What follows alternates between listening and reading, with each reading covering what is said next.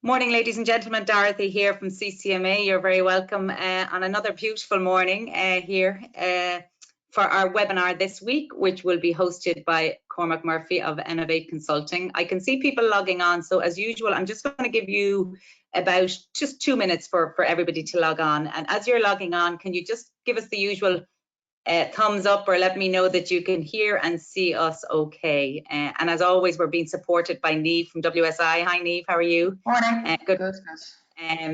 So great to see everybody. I know everybody's just probably getting back in the way of things after the Easter bank holiday weekend, and hopefully you all had a good break in as much as you could in the current circumstances.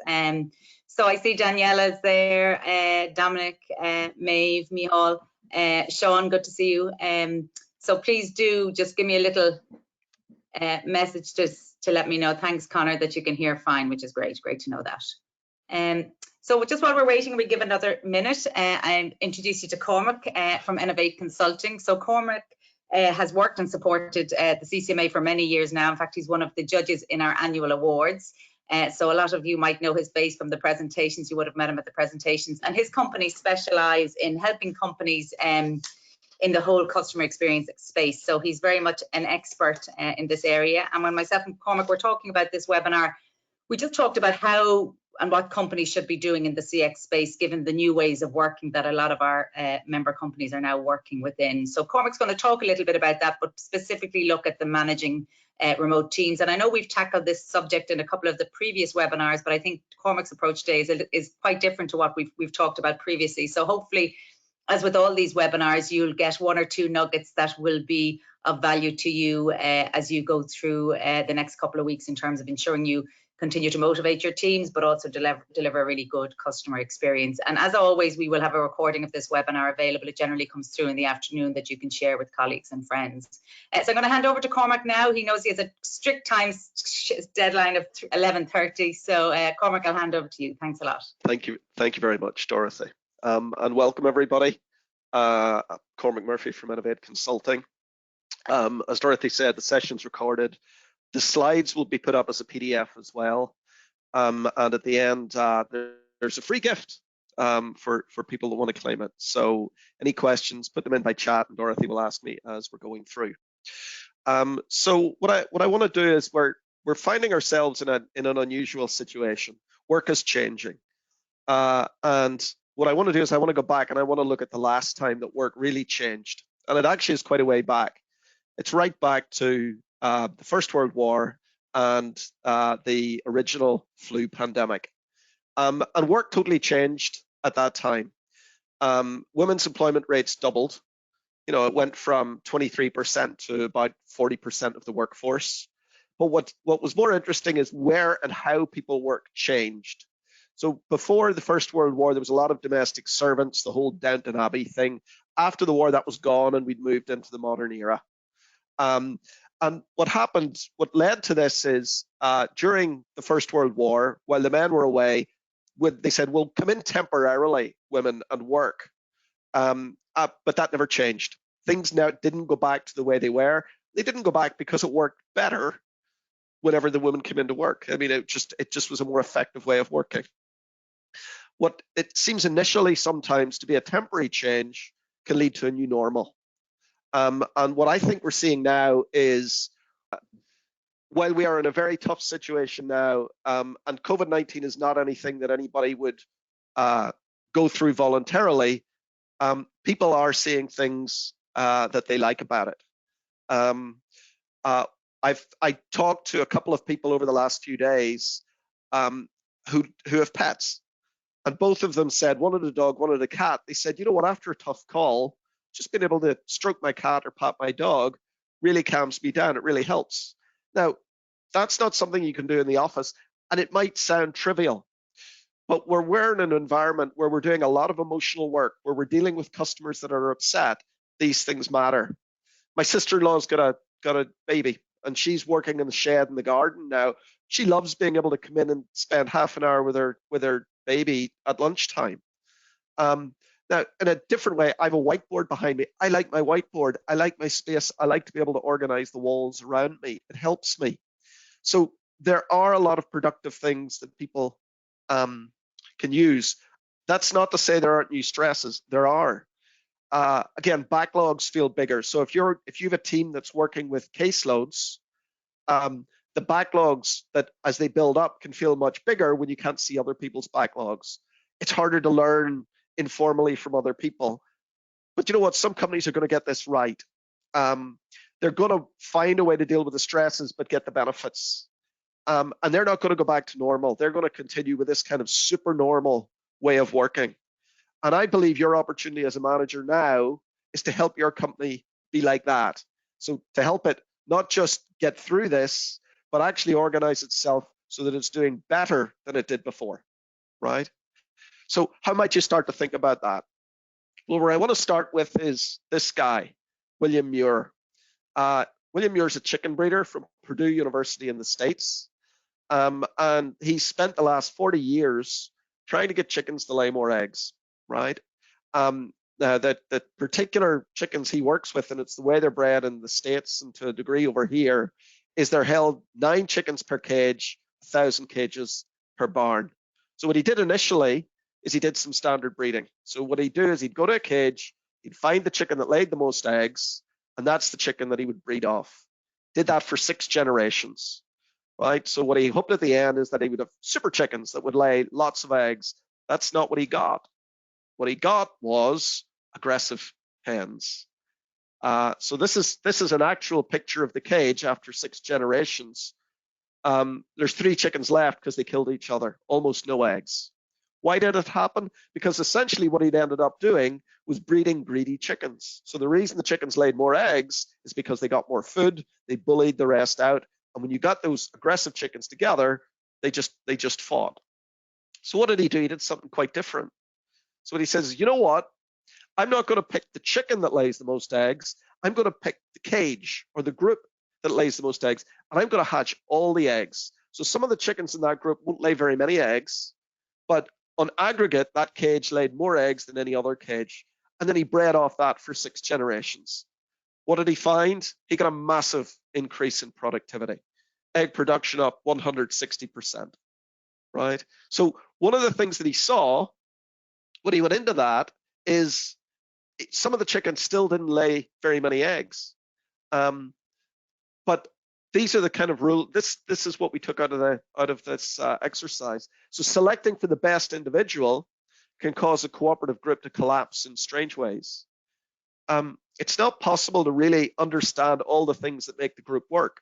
When they swapped out the lower productive chickens after and put in higher productive chickens, the overall productivity of the group dropped. So they didn't really understand what was making that group of chickens work, but it worked. And by creating or recognizing groups that have shared resources and goals and then managing the group rather than the individual, you can get better results sometimes, right? So look, we're not chickens. Human beings aren't chickens. Chickens are a simpler example of what, to some degree, we're trying to do, but we are social animals, right? So what we need to do is we need to think about operational teams from the ground up. What is it when you put a group of people together that makes things work? So I'm going to talk a little bit about the work of Lynn Ostrom. So Lynn Ostrom's the only woman to receive the Nobel in economics. And she really thought about how people live and work together to share resources. So she worked a lot across a lot of different groups.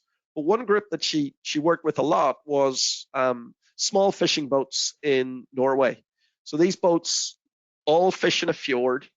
And the challenge that they have is they need to make a living, so they want to catch as many fish as they can, but they don't want to catch so many fish that they get wiped out. So how did these boats coordinate? Because there wasn't any top-down organization in order to all make a living, but have the fish continue to be there. So what she ended up with is a couple of insights and then 8 rules, which I want to take you through. So human relationships are complex. The first thing she says is when you try and apply rules from an external source, unexpected consequences dominate. If you think back to the killer chickens, if you try and organize things, sometimes you get unexpected consequences. When teams are distributed, so when you can't see what's going on, the pressures to break the rules rise. But there are a set of design principles that you can use in order to organize those teams effectively, right? So here are 7 rules. So the first one is, and what I'm going to do is, you can see there's like a badge here, a sticker, a badge, and then beside that, there's the more defined definition that Lynn Ostrom had. So the first one that she had is, you need to be clear on the resources that the team have, and everybody knows what they are. So only our team can use our stuff. The second rule she had is, actually the rules and the way that the team organize together should be created by the team. Now, I know that that's difficult for some companies, that there are rules that come down from the top, but if you go back and you look at it again, a lot of those, you could take those out and you say, actually, here's what we're trying to achieve. I'd like you as a team to pull together what the rules are so that we can get there. People are much more likely to engage in rules if they're part of creating them. The third one is conflict resolution. So disputes between people, you should set things up that they can deal with those themselves. If that needs to come up to a team leader, or then even up further to a manager for them to adjudicate, you've got a problem, especially in a distributed group. The fourth one she had was clear and continual monitoring of agreed behaviors. So if the fisherman caught too many fish, people needed to be able to see that quickly. If people are picking easy work items from the queue and everybody else is getting the hard ones, the other people in the team need to be able to see that quickly. So you've got to organize the work, and you've got to find a way that people can see what everyone else is doing so that softer feedback can be given. The third one is, or the fifth one is, that the rule making that we see over here in the team creating the rules, that those rules need to be respected up the organization. So if a team says this is the way that we're going to do it, their manager and their manager's manager needs to accept that that's part of the way that this company is going to work, and we allow teams to organize rules the way that they want to do it. The next rule she had was reward. So reward should be transparent, but it also should, to some degree, be allocated from within the team, right? So additional benefits, absolutely. Some people do more than others, but they should be, the rest of the team should see that they're getting rewarded for their additional contribution. Unfair, non-transparent inequality poisons collective effort. And then the last one at this level is correction. So graduated sanctions for rule violators. So putting people on a performance plan is quite a big step. What you've got to do is you've got to find a way, if someone does something wrong, if someone's continually picking the easy items, that there's friendly social pressure possible to get people to move back and act in the right way. But more severe forms of punishment should exist. I'm not saying that you shouldn't be able to escalate things, but there need to be lower level forms of correction as well. All right. So if you take these 7 rules, then okay, then what I want to do now is I want to think about the size of teams that works. So if you think about the operational teams that you guys are running with, so they're not like, for example, IT teams or marketing teams where there's a big deliverable. They tend to have lots of smaller deliverables, right? So you're handling a customer service request, you're handling a complaint, you're even processing a mortgage. You're probably doing 4 or 5 at once, and it's not a months or 4 or 5 months to deliver. It's immediate, or days and maybe weeks to deliver at most, right? The team members are making personal promises to end customers. So it's not like one person promising a big project and everybody feeding into that. Everybody is owning that commitment to a customer and they're delivering it. And actually, it's easier to separate out individual performance, even if it's not always the right thing to do, right? It's possible to do that. So thinking about teams like that, what should the right size be? All right, so what I want to do here is just talk a little bit about what people have found in different team sizes. And there's 2 sizes that I want to pick out here in particular: 4 people and 9 people. So the 9 people person team there, or up, so 9 up to 15, which is the size of teams that many of you might have.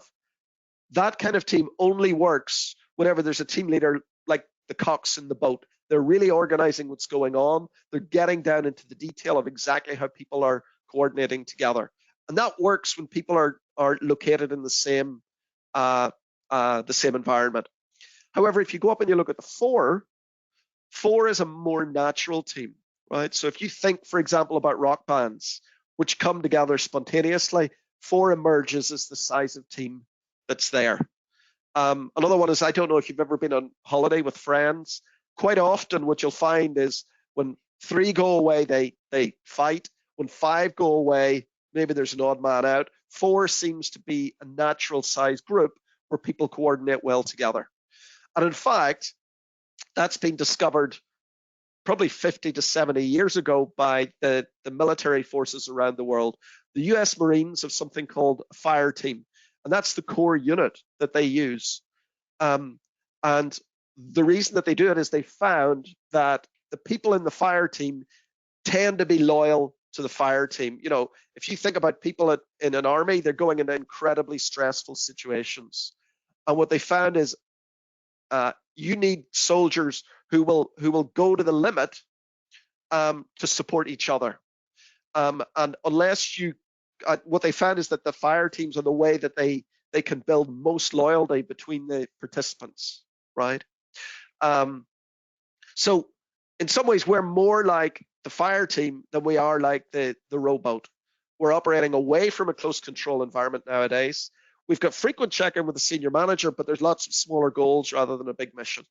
And the team will succeed or fail together, right? So here's one possible contact center fire team. And what I'm doing here is I'm trying to take Lynn Ostrom's concepts and rules and organize them within a group that can self-organize to deliver what you need to get delivered. So one role might be what I call the resource banker. So this is a person taking care of only our team can use our stuff. What are they worried about? Well, are we getting the service level promises to our team that we need in order to deliver? This person might be a budget owner for the team for home improvements, right? So, you know, I need a desk, I need a new headset, etc. They're up to date what can help with home working. And actually, this is quite a good role for a more junior person, right? Bring them in. Next one's the rules keeper. So again, this is a person that says, I'll write up the rules that we've agreed. I'll keep a journal about what there's been conflicts about so that we can continue to learn from it. I'll be the first point of contact, you know, not as a senior person, but as a person in the team that people can turn to if we've got difficulty. And what I'm going to keep an eye on is that everybody's bought in and everybody's connected to the team. So this is a good role for someone that's really social. Third rule then, or the third resource maybe is the pacemaker. So this is the person, maybe someone a little bit more technical. They like to run the reports to let the team see what everyone's doing. They stay abreast of their own team and other teams' performance. You know, they highlight where certain behaviors may be damaging performance, you know, people that are picking things out, and they monitor day-to-day productivity of everyone. And then maybe the last role, I've called this role the protector. And again, call these roles what you like and organize them as you like. But this person is responsible for making sure that the rules that the team are creating are within the scope of allowable rules, that people aren't saying, well, you know, we're going to only work 4 days a week. There will be restrictions within the organization. They're going to work with the team manager at the next level up to align the fire team with overall what everyone's doing. And actually, this is a good role for probably the more senior member of the team. So this is maybe a nursing role for someone that's eventually going to be a team manager. Now, you might see that there's one of Ostrom's rules not there yet, and that's the correction. And that really sits with everyone. So because it's a tight team, everybody has got a role within it apart from doing the work. It's everyone's responsibility to expect the highest standards from each other and expect each other to really, really follow the rules. So this then is a team that fits together. What I would suggest is, however you put the team together, allocate work to the fire team rather than specifically to the individual. Trust the team to work together, not to cheat, right? And if someone in the team is bending the rules or doing something that's maybe not quite right, trust the team to correct them. Excuse me. So how then does this fit into the organization? Well, what you can do is you can roll fire teams up. So here we are at maybe a more standard structure where you have a team manager across 12 people. So you can run the team manager over 2 top fire teams and run it over 4. But what you've got here now is the team manager is looking across this. And I just want to tell you Ostrom's 8th rule, which is for groups that are part of larger groups, there needs to be appropriate coordination across them. So what does that mean? Well, what that means is that the team manager might meet each of the fire teams each week, talk about how they're doing, But then what it might do is it might meet the teams vertically as well. So it might say, well, I'm going to talk to the resource bankers, and I'm going to talk to the rules keepers. So you have different kinds of teams of people coordinating in certain ways in their specialist space, right? Of course, the team manager is going to need to do coaching as well, and there's going to need to be one-to-one interaction. That's part of our core business. A quick plug. So what might these other meetings look like? So here's a resource bankers meeting. So what would the agenda be? Well, what's broken in people's work environments? What's broken elsewhere? You know, we're making commitments based on a dependency on underwriting, and it's taking far longer than they say. So this, you know, we're talking about what the resource bankers need in order to help deliver to their fire teams, right? So one example here is one-sided recording. So one of the things I know is that call recording is really difficult for people working remotely, but it's quite possible and even easy on mobile phones to record only the agent's side of the conversation, not to record the customer, and for that automatically to back up to the cloud. Now, I can understand that that would make a big issue for agents where there's a quality control team listening to that, because they're going, hey, you can hear me angry. I'm angry because the customer is angry at me, right? So a standard structure where you're doing one-sided recording and you're a QA team, it's probably not going to work. But it might work very well within a fire team, right? Where there's a new kind of way of thinking about that recording and working with that recording in order to help people improve. Again, something that might come out in the resource bankers meeting. The rule keepers meeting, what might come out of that? Changes to rules of the team, any rules that are causing disputes, you know, things that might be considered, vigilance for bullying, how we do things rules. So, you know, you might have quite different rules at the fire team level than you have now. Everyone has a cup of tea at our morning Zoom call when we get together, for example. And then there'd be meetings for the other groups as well, the pacemakers meeting, you know, so shared work queues and how are we going to work that, and the protectors meeting. So these slides will be here, will be available later, just to give you an idea of how you might put that together. So what I'm going to suggest is, if you want to take something away from this and think about your own work team, here's kind of 5 steps about how you might do it. I think the first thing that you need to do is, what's your project objective now in thinking about your teams? Are you trying to manage the crisis, or are you trying to build a new way to work that will continue even after the crisis is gone? The second one is, how are you going to measure success? These are not unusual. These are what you've got now. What you might do is you might start thinking, which of these should I be pulling up a level rather than measuring the agent? Should I maybe be measuring a fire team?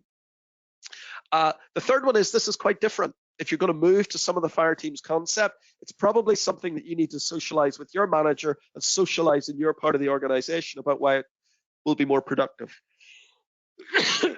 Fourth one is, choose the size of your fire team and then design the roles in the team. So, you know, we went through the 4 roles as an example. You may build those roles differently.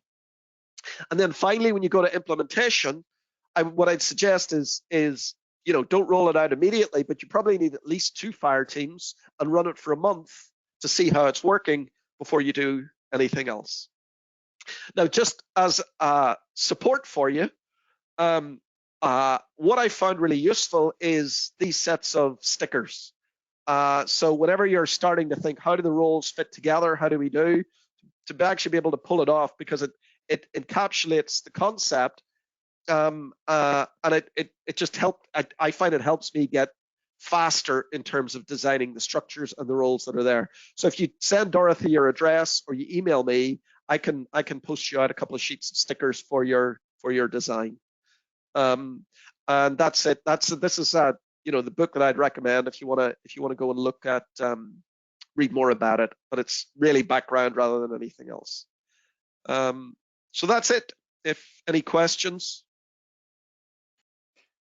Thanks, Cormac. I'll give people a minute or two just to put in any questions there. And I suppose I'll kick off with one question, sure. Cormac. So just so I understand it, so for people who already have a team in place and it might be more than 4, you're saying potentially subdivide that team and give people within the team different roles? That's what I'm saying. Yeah. Principles you've talked about. Okay. Yeah. And how do you introduce this to a team? How do you explain why you're introducing this? What I would do is I'd bring it as a benefit to the team. So we know working at home is difficult, or is more difficult for some people. What we want to do is we want to structure the team in such a way that we can give you the supports that you need in order to work better at home, right? So what I would do is I would introduce the role of the the resource banker first, and say, you've got the mobile phones. John, I hear that you need a better chair, right? So we'll get that sorted out for you. The next thing that I'd bring to people is I'd say, look, we know that there's 9 or 10 people out there. We're all doing the same thing, and this idea of the backlog, or this idea of the loneliness of working through your own queue when you're remote, is quite hard for people. And leverage off that to say, well, we're going to create smaller teams that work together, and you're going to break down the backlog together yourself. So I think when presented right, people will see this as a real benefit. It's a better way for individuals to work, and it's a better way for companies actually to get results. Sorry, that was a rather long-winded answer, Dorothy. No, that's fine. Two questions. Kevin has asked, will the slide deck be made available? And it absolutely will, Kevin. Yeah. All available from previous webinars, including the recordings. If you go onto our events page, scroll down past upcoming events and go into previous events, you'll see the link and the presentation there. And I'll put Cormac's one up after this. We've closed out this call. And then Daniela asked, have you implemented this model in companies you are working with, and what pushback did you receive? Well, I've implemented some of this, but only in office-based environments, and it works quite well as the design tool. Honestly, I haven't implemented it in remote teams yet, because like most people, I'm reacting to the new environment that we found ourselves in, but it just fits quite neatly with it. So, and what was the other one? What pushback did we get? Yeah. I think the pushback comes more from the top down rather than the bottom up. People quite like the idea of being able to organize the rules themselves, but more senior managers might feel initially like there's a loss of control. So, if I'm turning to a fire team and saying, I'm going to allocate, suppose you're a complaints management department, I'm going to allocate complaints to the work team. And I actually, at senior management level, I don't care how you get it done, just get it done, organize within that to get it done. That's what it might feel like. But of course, if you've got the meetings that are coming through, you're going to hear in detail how it's getting done. But you're going to have a responsibility for a number of things spread across people, and you just need to manage with your senior management that it's going to work that way. Okay, great. Thanks, Cormac. I haven't seen any other questions come through, but I know certainly if anybody wants to talk to you, Cormac, I can share your contact details. And as we say, the presentation and the recording will be up there. Daniela has said thank you for that. So thanks, Daniela. Just my normal housekeeping bits and pieces. We have a webinar tomorrow with ServiceBot. It's a sponsored webinar, and it's on, I suppose, redirecting contacts and how you can set up a service or a chatbot quite quickly to divert some calls from your customer base. And the AA will be joining us on that webinar to give a case study, which I think people will find really interesting. That's tomorrow afternoon at 2 o'clock, and details are on the website. Then on Friday, we have Mark Cullen, who will be doing like an Ask the Experts panel, similar to what we've run before. So all the details are up on the website. We'll obviously send out the emails on them as well. Just want to thank Niamh, thank Cormac. Really appreciate you delivering that webinar this morning. And as Cormac said, anybody want contact details or the stickers, just drop me an email and we'll organise to send that information through to you. So thanks a lot, everybody, and stay safe and have a nice week. Thanks, Cormac. Thanks, Niamh. Thanks. Bye. Thanks, guys. Thanks, Darlene. Bye. Bye.